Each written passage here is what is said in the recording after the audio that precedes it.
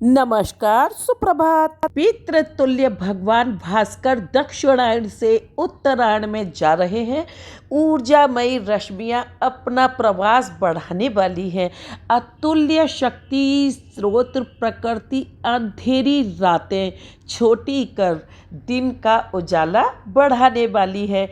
धरती माता उदरस्त अनाज को पकाने वाली है। मल्टीविटामिन से भरपूर तिल गुड़ के साथ मिलकर रक्त का भी शोधन करने वाली है। जब सब कुछ ही अच्छा होने वाला है तो क्यों ना मनोभावों की निराशा का संक्रमण कर सकारात्मकता और व्यवहार में नवीन ऊर्जा का संचार कर जीवन में मंगल बढ़ाया जाए और सही अर्थों में संक्रांति का उत्सव मनाया जाए, यानी कि हमारा नववर्ष मनाया जाए। आप सबको मकर संक्रांति का प्रणाम।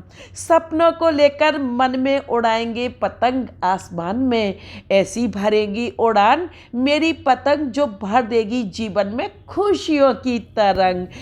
आप सभी को, आपके परिवार को मकर संक्रांति की हार्दिक शुभकामनाएं। पतंग के 3 अक्षर का अर्थ है प से पवित्र बनिए, ता से तंदुरुस्त बन रहिए, ग से गगन जैसे विशाल बनिए। हमारे हृदय आकाश में हम करुणा, प्रेम, दया, सहनशीलता, सहिष्णुता, मित्रता, संयम और सद्भाव जैसे पतंग उड़ाएं। होता है ना मकर संक्रांति पे कहीं कहीं पतंग उड़ाने का भी रिवाज। ईर्ष्या, आलस्य, कायरता, डर, अहंकार, लोभ और काम रूपी पतंगों को काटना चाहिए। उमंग, आनंद, मौज, खुशी, समझ जैसी पतंगों को लूटना चाहिए। आरती करो हरि हरि की करो, नटवारी की भोले शंकर की आरती करो, शंकर की जय। गंगाधर जय डमरूधर, सब देवों के देव देवा हो, तुम ही पिता हरि घर की आरती करो, शंकर की। भगवान मेरी नैया उस पार लगा देना, अब तक तो निभाया है आगे भी निभा देना। दल बल के साथ माया घेरे जो मुझे आकर, तुम देखते न रहना, प्रभु आके बचा लेना। भगवान मेरी नैया संभव है झंझटों में मैं तुमको भूल जाऊं, संभव है झंझटों में मैं तुमको भूल जाऊं, पर तुम न भुला देना, प्रभु आके बचा लेना। भगवान मेरी नैया।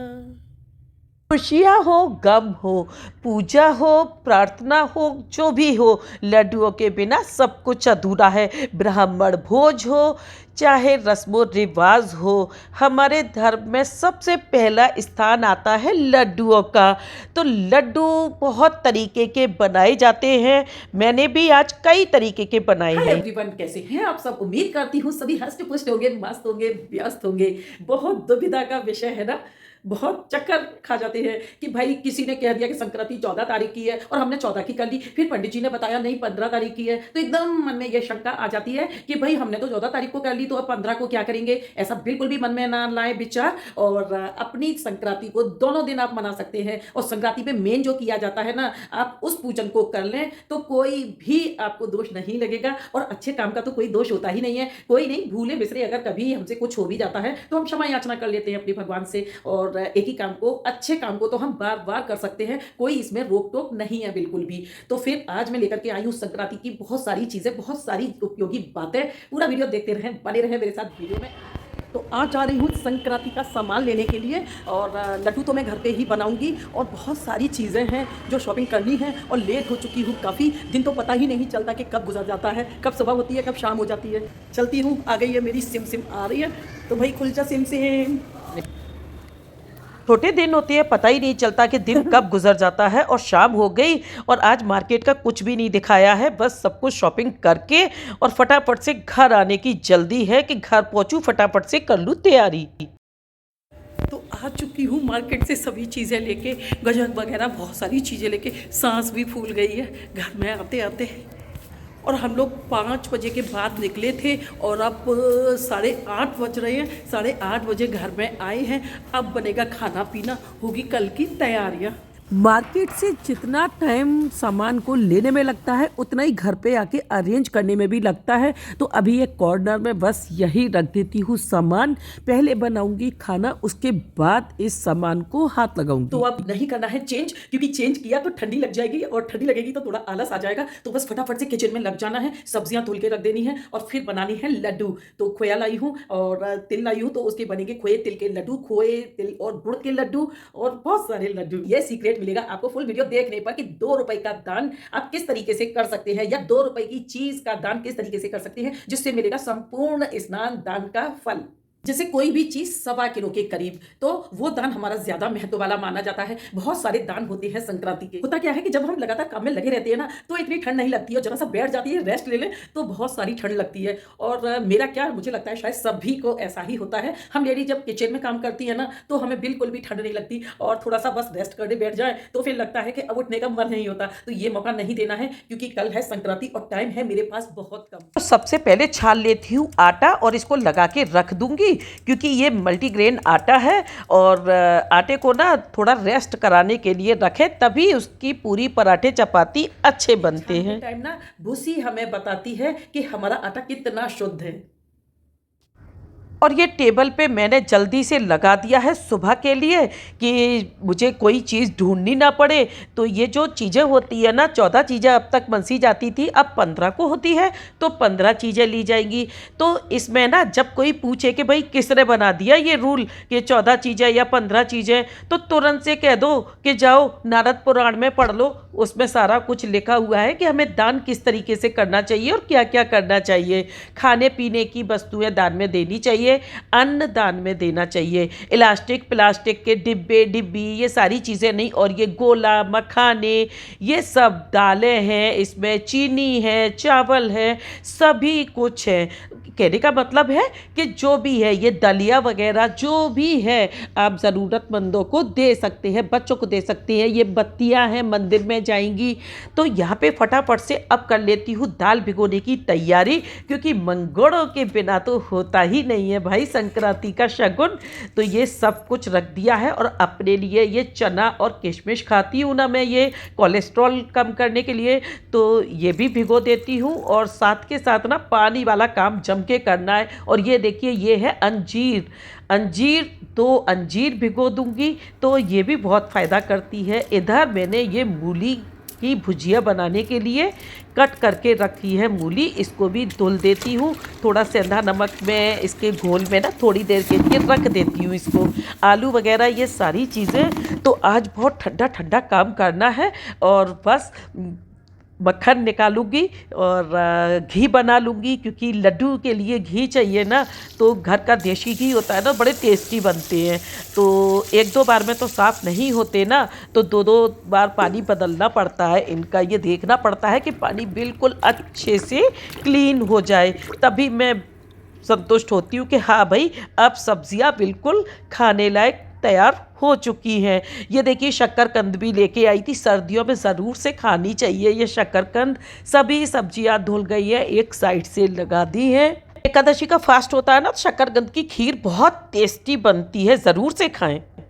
तो सभी सब्जियों को अच्छे तरीके से धुल दिया है और आज बनाऊंगी मूली की भुजिया, क्योंकि ना मटर छीलने का टाइम है मेरे पास और ना ही सेम को बनाने का टाइम है। तो सबसे पहले बन जाएगी मूली की भुजिया। थोड़ी सी पड़ी हुई है सुबह की दाल, तो बस चल जाएगा काम इसी से। और मल्टीग्रेन आज बनाऊंगी चपाती और पराठा। लड्डू भी उसी के बनाऊंगी। मार्केट में बहुत तरीके के मल्टीग्रेन आटे अभी मिलते हैं, लेकिन मैं चक्की से लेकर के आती हूँ और उसमें पूरा विश्वास होता है कि हाँ वो आटा बिल्कुल शुद्ध है और उसमें सभी चीजें जो जरूरी होती है वो मिली। तो चलिए अब कर लेती हूँ तैयारी लड्डू की। खाना पीना खा के फ्री हो गई हूँ और क्या होगा, 12 बज चुके हैं और 12:30 बज गए मेडिसिन खाते खाते। तो बस अब टाइम ज्यादा नहीं है, लग जाती हूँ किचन में। तो पूरा 1 किलो तेल है, 1 किलो तेल पूरा भून लूंगी और उसके बाद फिर नाप से जितना चाहिए होगा उतना तेल ले लूंगी। खोए के बनाने हैं खोया ले लूंगी। पनीर के लड्डू स्पेशल लेकर के आई हूँ। पनीर के लड्डू बहुत ही टेस्टी और हेल्दी बनते हैं, फटाफट से बन जाते हैं। और मिक्सी में तिल गुड़ के लड्डू। और मकर संक्रांति पर क्या करें, 2 रुपए का दान, जिससे हमें मिले संपूर्ण फल। हमारे पूर्वज ना इसी तरीके से व्रत पूजा किया करते थे। आज के मॉडर्न टाइम में मार्केट में बहुत सारी गजक लड्डू वगैरह सभी कुछ मिलते हैं, लेकिन पहले ना पूरी के लड्डू बनाए जाते थे या आटे के लड्डू बनाए जाते थे। तो मैं तो उन्हीं परंपराओं को भाई निभाती हूँ और शुद्ध खाती हूँ और बच्चों को भी खिलाती हूँ। अब कर लेती हूँ तैयारी। कढ़ाई ले ली है और पूरा ये तिल इसमें ले लिया है। कुछ तिल मेरे पास रखे हुए थे तो उन सभी को मिक्स करके ये पूरा 1.25 किलो के करीब तिल हो गया और इसको भून के रख दूंगी अच्छे से। तो क्या होता है कि अगर जैसे हम पूरा तिल इस्तेमाल ना भी करें ना तो ये ख़राब नहीं होता है। कुछ चीज़ें ना बहुत जल्दी ख़राब होने लगती हैं तो ये बचा रहेगा। बस एयर टाइट कंटेनर में रख दें, हवा ना लगने दें। और तिल भुनने के बाद ये देखिए ठंडा होने रख दिया है। अब पीस लेती हूँ फटाफट से इलायची पाउडर। तो इलायची पाउडर का लड्डुओं में बड़ा महत्व है, इसके बिना तो लड्डू टेस्टी बनेगा ही नहीं। और इसको देखिए महीन कर लीजिए, 2-4 बार में अच्छे से महीन हो जाएगा। इसी में पीस लेती हूँ चीनी। भाई बूरा तो मैं लाई ही नहीं, भूल गई, कोई बात नहीं है, कभी आप भी भूल जाए ना। चीनी को पीस लें बहुत अच्छे तरीके से। अब देखिए इसमें यहाँ पे जार में हम क्या करेंगे, इस तिल को ठंडा होने के बाद चलाएंगे। रोक रोक के मिक्सी को हमें चलाना है ताकि ये दरदरा रहे, एकदम फाइन ना हो जाए। फाइन होगा तो रिलीज़ करेगा अपना ऑयल, तो फिर वो मज़ा नहीं आता लड्डुओं में जो आना चाहिए। अब बना लेती हूँ मिक्सी में फटाफट से बनने वाले तिल और गुड़ के लड्डू। तिल और गुड़ के लड्डू बहुत ही आसान रेसिपी है, बस देखते रहें और टिप्स फॉलो कर लें, बिल्कुल ऐसे ही बनेंगे। मार्केट से भी ज़्यादा बेहतरीन बनेंगे। मार्केट में भी भाई हम लोग ही बनाते हैं और हम जैसे इंसान ही बनाते हैं, हाथों से ही बनते हैं, तो हम भी बना सकते हैं थोड़ी सी सावधानी के साथ। यहाँ पर ये मेजरमेंट में 1 कप ले लिया है मैंने तिल और इसके ही कप के नाप से कूट के ले लिया है ये गुड़। तो गुड़ थोड़ा लेंगे, 1 कप से कम। और देखिए रोक रोक के इसको चलाएंगे, इसको भी रोक रोक के चलाएंगे। तो मैंने भुरभुरी दिखाई थी ना, तो उसी तरीके से ये भुरभुरी भी बन जाएगी जो कुटी हुई गजक होती है। और हम बना रहे हैं लड्डू। तो इलायची पाउडर अभी पीसा था ना, इतनी महक कसम से आ गई है किचन में कि बस। होता है ना कि जब कभी लड्डू बनती है तो किसी दूसरे के घर से महक आती है, तो इसको हल्के हल्के हाथों से कर लेंगे मिक्स। और देख लें अगर ज़रूरत हो तो थोड़ा सा घी ले लें। तो मैंने यहाँ 2 चम्मच के करीब ले लिया ये घी पिघला के। भाई पिघला के लें तभी इसमें अच्छे से काम करेगा, नहीं तो एक ही जगह रह जाएगा। कुछ बस यही छोटे छोटे से टिप्स होते हैं जो हमारी चीज़ों को बेहतरीन बनाते हैं। अब देखिए भाई गुप्त दान की बात आती है ना, पहले गंगा जी पे जाया करते थे हमारे बुजुर्ग लोग, तो इसी तरीके से हमारी दादी नानियाँ बना दिया करती थी लड्डू और सिक्के रख के। और बेटियों के यहाँ जब जाती है ना ये संक्रांति पे, तो वहाँ पे भी लड्डुओं में जब सिक्के निकलते हैं ना तो भाई मज़े आ जाती है, भाई भाई होती है। हो गए हमारे ये लड्डू रेडी। अच्छा, मैंने ये 2 रुपए का सिक्का यहाँ लिया है। संक्रांति मैं तो काफी टाइम से 15 तारीख की मनाती आ रही हूँ, क्योंकि कितना भी समझा लो लोगों को फर्क ही नहीं पड़ता, चाहे लाख प्रमाण दे लो तो फिर क्या फायदा ऐसे दान पुण्य का, जो हम जिस मुहूर्त में करके लाभ उठाते हैं वही मुहूर्त नहीं है। तो बेशक हम चाहे कुछ भी करें वो हमारा दान नहीं माना जाएगा, स्नान नहीं माना जाएगा उस दिन का। तो 15 तारीख को अगर संक्रांति होगी तो 15 ही चीजें भी मनसी जाएंगी, जिस तरीके से 14 तारीख को 14 चीजें मनसी जाती है। तो मैं तो 15 तारीख को मनाऊंगी और 15 ही चीजें दान करूंगी। भाई दान कम ना पड़े ज्यादा हो जाए उसकी गुंजाइश होती है, तो कम कोई चीज नहीं पड़नी चाहिए बिल्कुल भी। और सवाई का दान हर जगह लिखा जाता है, तो सवाया भी दान किया जाता है। तो अब बना लेते हैं पनीर का लड्डू। बहुत ही टेस्टी बनता है। और ये देखिए पनीर 250 ग्राम है और ये नारियल का बुरादा है 1 कटोरी में, और इसमें है पिसी हुई चीनी। तो यह 2 तरीके से मैं दिखाऊंगी। और पनीर को कर लेंगे हम कद्दूकस।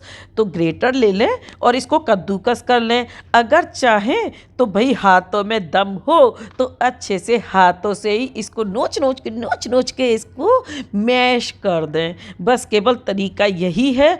अब क्या करेंगे कि एक पैन ले लेंगे और इसमें जो हमारा ये मिल्क पाउडर है ना, इस मिल्क पाउडर को थोड़ा सा रोस्ट करेंगे। तो इसकी ना जो थोड़ा क्रीमी टेक्सचर होता है ना इसमें, तो वो चीज़ थोड़ा सा क्रंचीनेस ले जाएगी, थोड़ा रूब्ड सा हो जाएगा। देखिए फुटकियाँ सी आ गई ना, ये थोड़ा खड़खड़ भी करने लगा। अब इसी में ले लेंगे हम ये नारियल का बुरादा। तो नारियल का बुरादा भी हमें ज़्यादा नहीं हमें भूनना है, इसको बहुत हल्का सा, बस केवल इतना कि कहती है ना कि बस नमी निकल जाए। तो नमी निकलने तक ये दोनों चीज़ें हमें 2 से 3 मिनट के लिए बिल्कुल लो फ्लेम पे भूननी है, ताकि ये जले ना, क्योंकि दोनों ही चीज़ों में रिस्क है भाई। मिल्क पाउडर जो है वो भी मीठा है, उसका भी लगने का डर है, और हमारा नारियल का बुरादा तो है ही भाई नाजुक। तो दोनों को बिल्कुल सिम पे भूनना है। अब इसमें मैंने ये पिसी हुई चीनी ले ली, थोड़ी सी ले ली ये चीनी, अब दूध ले लिया। दूध के बाद इसको अच्छे से स्टर करेंगे, खूब बढ़िया तरीके से हाथ चलाएंगे भाई, है ना। ज़रा सा भी चूके तो ये लग जाएगा, तो इसको लगने नहीं देना है बिल्कुल भी। यही छोटे छोटे से टिप्स होते हैं कि 4 लोगों के हाथ में अलग तरीके का टेस्ट दे जाते हैं, है ना। तो बस सावधानी यही रखनी है यहाँ पे कि फ्लेम को बिल्कुल भी हाई नहीं करना है, और हाई अगर करना है तो अपने हाथों को तेज़ चलाना है। देखिए फुट फुट की आवाज़ आ रही है ना इसमें। अब पनीर ऐड कर देते हैं, और पनीर ऐड करने के बाद फिर से वही भाई मेहनत करनी है। आज तो ना जनरेटर चलाना है, बचपन में खूब चलाया है ना स्कूल में जनरेटर, तो बस वही समझ लीजिए आज हाथों की हो जानी है वर्जिश। तो अच्छे से इसको चला लेंगे, और फिर तब तक पकाएंगे जब तक कि इसका एक्स्ट्रा जो वाटर है ना वो बिल्कुल ना ड्राई हो जाए, यानी कि इसकी एक खोए जैसी शेप आ जाए। जब हम खोया बनाते हैं ना, तो जब तक उसमें दूध रहता है, पनीलापन रहता है, तब तक उसको हम पकाते रहते हैं। तो इसकी भी जो बुलबुले छोड़ने लगती है ना, तो बुलबुले जब ख़त्म हो जाएंगे, देखिए अभी ये बुलबुले है इसमें, कोई नहीं, हम इसमें इलायची पाउडर ऐड कर देते हैं। और अगर आप कलरफुल बनाना चाहते हैं ना इसको, तो इसमें कोई कलर भी ऐड कर सकते हैं, क्योंकि पनीर के लड्डू हैं तो मैंने यहाँ पे कोई कलर नहीं लिया है। और देखिए पूरा इस तरीके से हमें इसको चलाते हुए ये हमें गाढ़ापन इसमें देना है। अभी भी अच्छे से कढ़ाई छोड़ चुका है, तो इसको ठंडा होने रख देते हैं एक प्लेट में। तो यहाँ प्लेट में इसको थोड़ा सा फैला देंगे स्पैटुला से, और इसी कढ़ाई में मैं भून लूँगी खोया। तो खोए के लड्डू जो बनेंगे उसके लिए खोए को भी भून के रख देती हूँ। तो देखिए हम चाहें ना तो हर काम आसान कर सकते हैं कि भाई लो एक के बाद एक जो काम हमें ऐसा लगे ना कि इस काम में ज़्यादा टाइम लगेगा, उस काम को पहले कर लें। अब यहाँ पे पनीर का जो हमारा मिक्सचर है वो हमने ठंडा होने के लिए रख दिया, वो ठंडा होगा तब तक हम यहाँ पे अपना खोया भी भून लेते हैं। और जब तक ये खोया ठंडा होगा तब तक बना लेंगे हम वो लड्डू। तो भाई इसको भी हमें अच्छे से भून लेना है। ये अपने टेस्ट पे डिपेंड करता है कि हमें कितना भुना हुआ खोया चाहिए। तो मुझे यहाँ चाहिए मीडियम भुना हुआ, कि बस उसका जो रॉ टेस्ट है वो निकल जाए। और ये देखिए ये हो गया बिल्कुल ठंडा, उधर अब ये खोआ होगा ठंडा। यहाँ पे इसमें थोड़ा सा नारियल का बुरादा मैं ले लेती हूँ। तो 250 ग्राम पनीर के साथ मैंने यहाँ 1 कप ले लिया है नारियल का बुरादा, क्योंकि इसको हम बुरादे में लपेटेंगे भी ऊपर से, तभी ये हमारा टेस्टी लड्डू बनेगा। और अब इसके ना छोटे छोटे से लड्डू बना लेंगे। और छोटा बड़ा ना अपने बच्चों के या अपने घर के मेंबर्स जो है उनके हिसाब से बनाएं। किसी किसी को तो ज़्यादा मीठा पसंद होता है, किसी को थोड़ा कम पसंद होता है। तो मेरे बच्चे बहुत बिगाड़ते हैं, तो मैं थोड़े छोटे ही लड्डू बनाऊंगी और मीडियम बनाऊंगी, छोटे क्या। अब देखिए इसको इस तरीके से नारियल के बुरादे में लपेट लेंगे। तो नारियल का बुरादा ना हमें थोड़ा ज़्यादा चाहिए होगा। मैंने तो यहाँ 250 ग्राम में 230 ग्राम लिया है पूरा ये नारियल का बुरादा। अगर बच जाएगा तो हम किसी दूसरे लड्डू में भी इस्तेमाल कर सकते हैं। और इसी तरीके से ये लड्डू अपने बांध लेंगे। और हाँ, बार बार नहीं दिखाऊंगी मैं कि मैंने इसमें सिक्के रखे हैं, भाई मेरा दान नहीं लगेगा ना। और दूसरा तरीका ये है कि हाथ पे नारियल को लें और इस तरीके से इसको लपेट दें। अब आपको किस तरीके से बनाना है ये आप डिसाइड करेंगे कि आपको कैसे सुविधा मिलेगी। हो गए मार्केट जैसे हमारे ये पनीर के लड्डू रेडी, और किचन में है महक बड़ी वाली। तो देखिए यहाँ बिल्कुल 250 ग्राम में मेरे 15 लड्डू ये बन के रेडी हो गए हैं और एक लड्डू चला गया है भोग में प्रसाद के लिए, तो हो गए 16 लड्डू। तो आराम से 15-16 लड्डू बन जाएंगे 250 ग्राम पनीर में। ये लड्डू है हमारा खोया और तिल का लड्डू, और इसमें भी कोई ज़्यादा झंझट नहीं करना है, बस खोए को भून लेना है अच्छे से। खोया जब हम अच्छे से भूनेंगे तो बहुत अच्छा उसका टेस्ट आएगा। और उसमें इलायची पाउडर ऐड कर लें। इलायची पाउडर के साथ आप कोई भी नट्स ले सकते हैं। मैंने यहाँ सिर्फ और सिर्फ काजू लिया है, आप चाहे तो बादाम भी ले सकते हैं, पिस्ता ले सकते हैं, लेकिन जब खोया और तिल की बात है तो यहाँ मैं कोई भी नट्स नहीं लूँगी। क्यों? क्योंकि ओरिजिनल टेस्ट खोए का अपना ही होता है और तिल का तो होता ही होता है। चलिए जी, खोया हो चुका है ठंडा, इलायची पाउडर ले लिया है और काजू के कुछ टुकड़े ले लिए हैं। अच्छे लगते हैं इसमें, तो काजू के टुकड़े ले लिए हैं, थोड़े अट्रैक्टिव भी लगने चाहिए ना।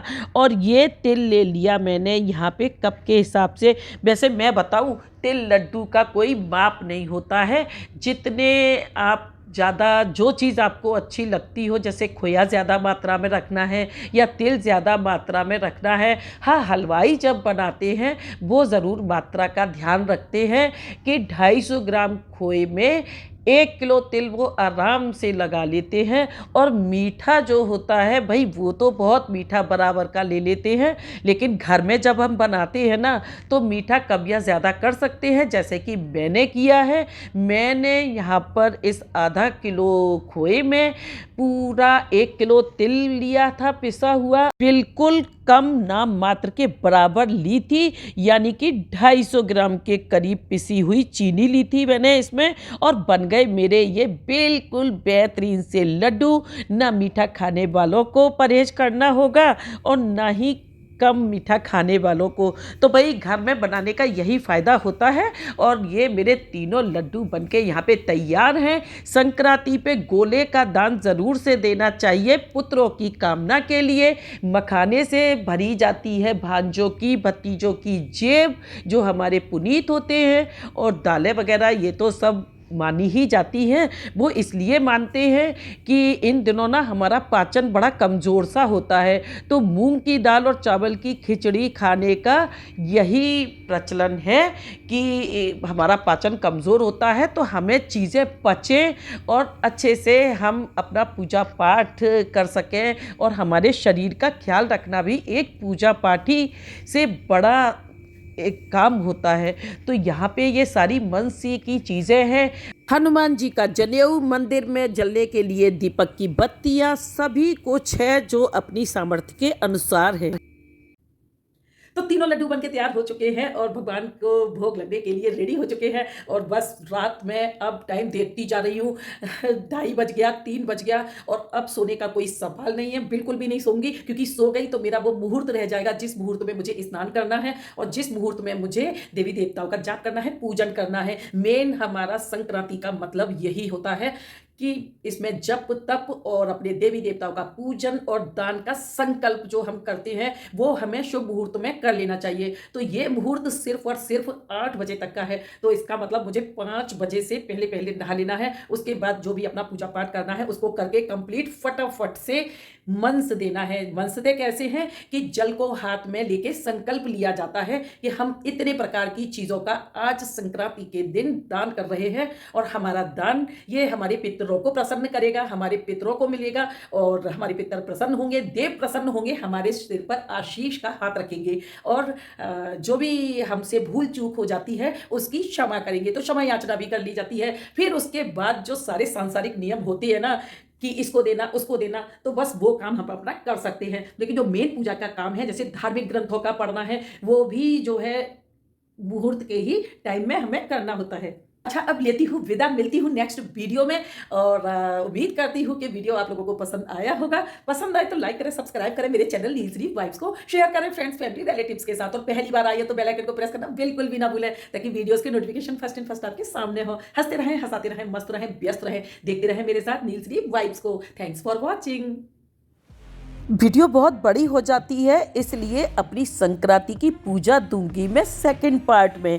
इसमें मैंने दी है तैयारियां कि किस तरीके से मैंने की है मकर संक्रांति के पूजन की तैयारियां, तो देखना बिल्कुल भी ना भूलें।